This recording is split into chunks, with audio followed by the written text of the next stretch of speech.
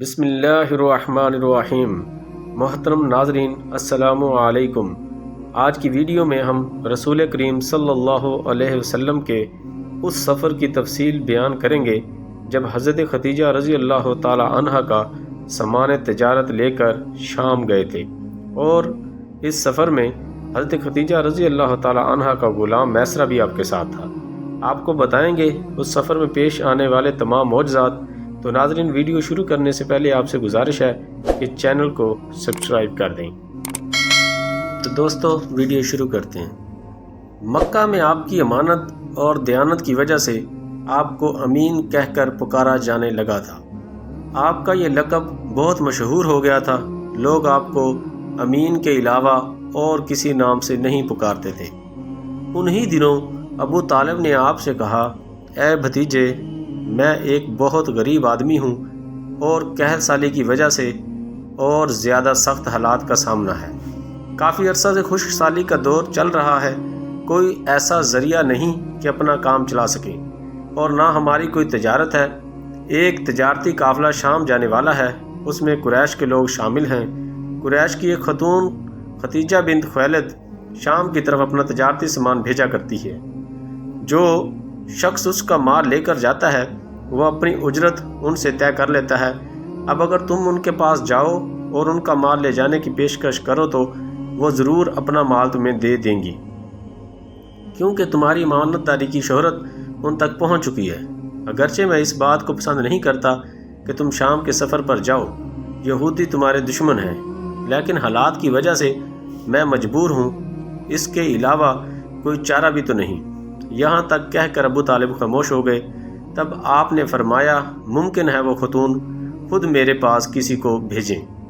یہ بات آپ نے اس لیے کہی تھی کہ سیدہ خدیجہ رضی اللہ تعالی عنہ کو ایک بااعتماد آدمی کی ضرورت تھی، اور اس وقت مکہ میں آپ سے زیادہ شریف، پاک باز، امانت دار، سمجھدار اور قابل اعتماد آدمی کوئی نہیں تھا۔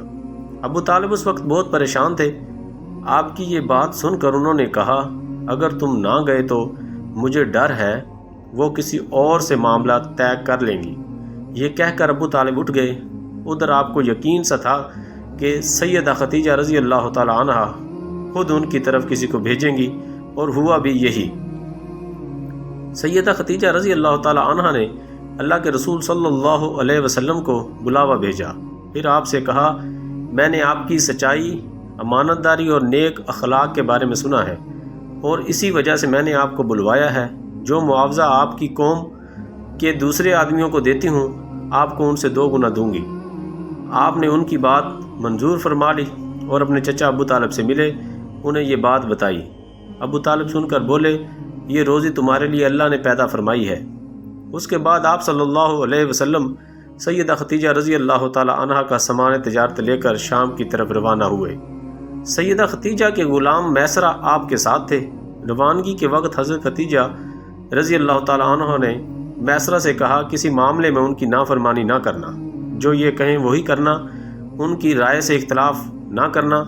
آپ صلی اللہ علیہ وسلم کے سب چچاؤں نے قافلے والوں سے آپ کی خبر گیری رکھنے کی درخواست کی۔ اس کی وجہ یہ بھی تھی کہ وہ ذمہ داری کے لحاظ سے یہ آپ کا پہلا تجارتی سفر تھا، گویا آپ اس کام میں بالکل نئے تھے۔ ادھر آپ روانہ ہوئے، ادھر آپ کا معجزہ شروع ہوا۔ ایک بدری نے آپ کے اوپر سایہ کر لیا، آپ کے ساتھ ساتھ چلنے لگی۔ جب آپ شام پہنچے تو بصرہ شہر کے بازار میں ایک درخت کے سائے میں رکے۔ یہ درخت ایک عیسائی راہب نستورہ کے خانقاہ کے سامنے تھا۔ اس راہب نے میسرہ کو دیکھا تو خانقاہ سے نکل آیا۔ اس وقت اس نے آپ کو دیکھا، آپ درخت کے نیچے ٹھہرے ہوئے تھے۔ اس نے میسرہ سے پوچھا، یہ شخص کون ہے جو اس درخت کے نیچے موجود ہے؟ میسرہ نے کہا، یہ ایک قریشی شخص ہیں، حرم والوں میں سے ہیں۔ یہ سن کر راہب نے کہا، اس درخت کے نیچے نبی کے سوا کبھی کوئی آدمی نہیں بیٹھا۔ مطلب یہ تھا کہ اس درخت کے نیچے آج تک کوئی شخص نہیں بیٹھا۔ اللہ تعالیٰ نے اس درخت کو ہمیشہ اس سے بچایا ہے کہ اس کے نیچے نبی کے سوا کوئی دوسرا شخص بیٹھے۔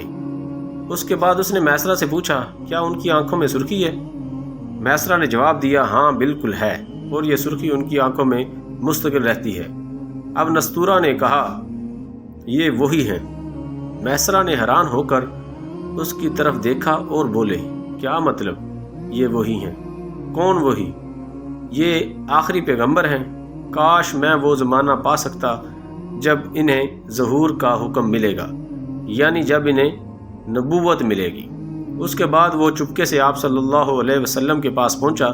پہلے تو اس نے آپ صلی اللہ علیہ وسلم کے سر کو بوسہ دیا، پھر آپ صلی اللہ علیہ وسلم کے قدموں کو بوسہ دیا اور بولا، میں آپ پر ایمان لاتا ہوں اور گواہی دیتا ہوں کہ آپ وہی ہیں جن کا ذکر اللہ تعالیٰ نے تورات میں فرمایا ہے۔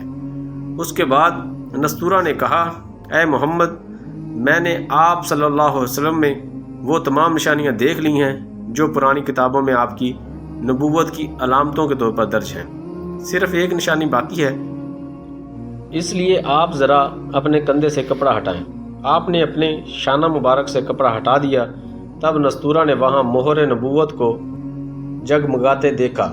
وہ فوراً مہر نبوت کو چومنے کے لیے جھک گیا، پھر بولا، میں گواہی دیتا ہوں کہ اللہ تعالیٰ کے سوا کوئی عبادت کے لائق نہیں، اور میں گواہی دیتا ہوں کہ آپ اللہ تعالیٰ کے پیغمبر ہیں۔ آپ کے بارے میں حضرت عیسیٰ ابن مریم علیہ السلام نے خوشخبری دی تھی اور انہوں نے کہا تھا، میرے بعد اس درخت کے نیچے کوئی نہیں بیٹھے گا سوائے اس پیغمبر کے جو ہاشمی، عربی اور مکی یعنی مکہ کے رہنے والے ہوں گے۔ قیامت میں حوض کوثر اور شفاعت والے ہوں گے۔ اس واقعے کے بعد آپ صلی اللہ علیہ وسلم بصرہ کے بازار تشریف لے گئے۔ وہاں آپ نے مال فروخت کیا جو ساتھ لائے تھے اور کچھ چیزیں خریدیں۔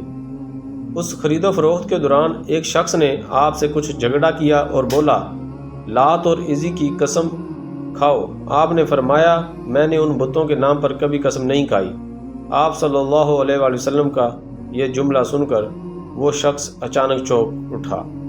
عزیز دوستو، اگر ویڈیو اچھی لگی تو چینل کو لائک کریں، سبسکرائب کریں اور بیل آئیکن بٹن کو دبا دیں تاکہ ہر نئی آنے والی ویڈیو آپ تک آسانی سے پہنچ سکے۔ اللہ حافظ۔